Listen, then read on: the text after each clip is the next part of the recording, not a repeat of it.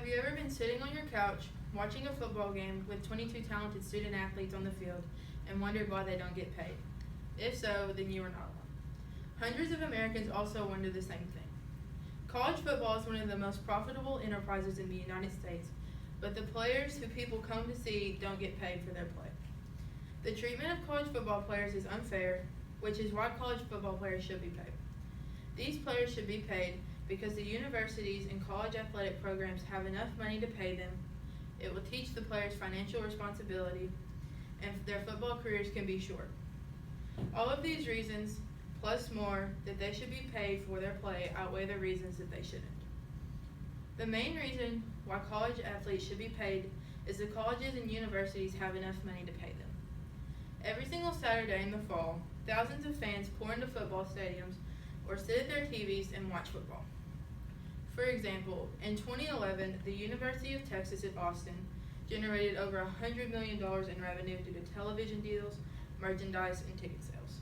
This year, the University of Alabama reported $143.3 million in athletic revenues, more than all 30 NHL teams and 25 of the 30 NBA teams. None of this money goes to the athletes who people go to see. Instead, this money goes to the coaches.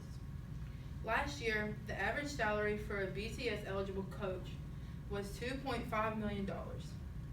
In an article by Tiffany Patterson, she states the following: coaches receive large salaries, some in the millions. Universities give coaches high-paying contracts with $1,000 signing bonuses when all they do is stand on a sideline and not even directly coach their players.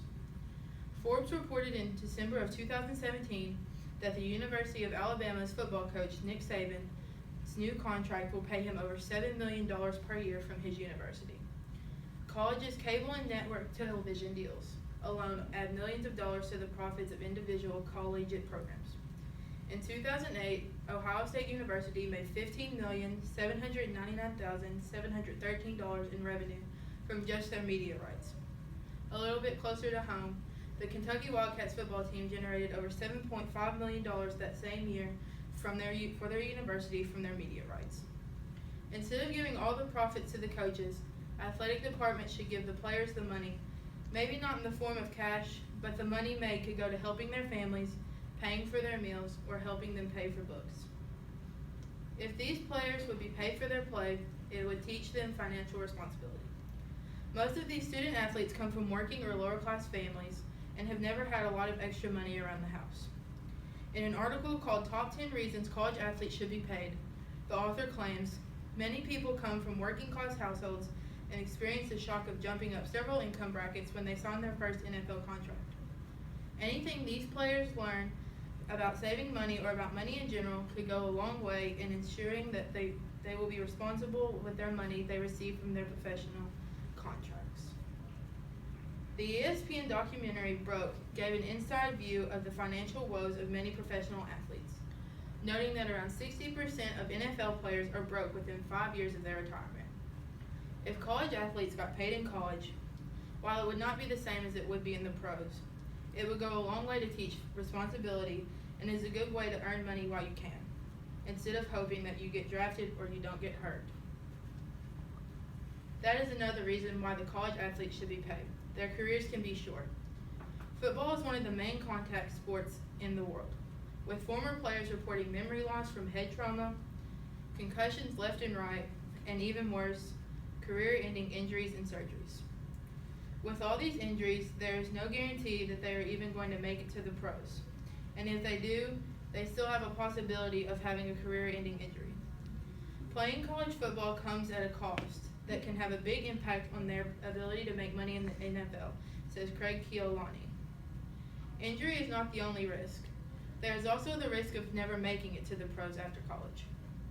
According to Bloomberg, less than 2% of college athletes make it to the pros, meaning that the other 98% of the athletes are forced to find jobs elsewhere or never have a job.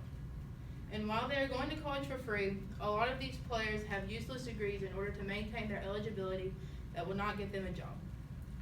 With the money they receive from their play in college, they could store it away or use it to help them when they are looking for a job or are in need of some extra money.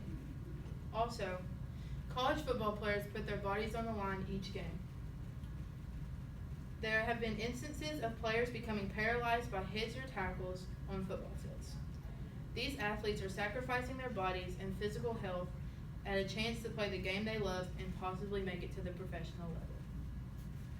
The college football industry is one of the most high-paying industries in the United States, with millions of dollars being made each year. But the main reason behind this success do not get paid for the things that they do in this industry.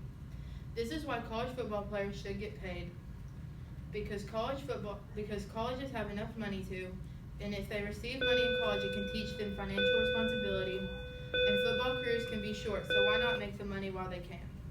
If these head coaches and athletic departments are raking in millions of dollars for doing nothing, then why can't the people who are the reason behind the money being brought in be paid also?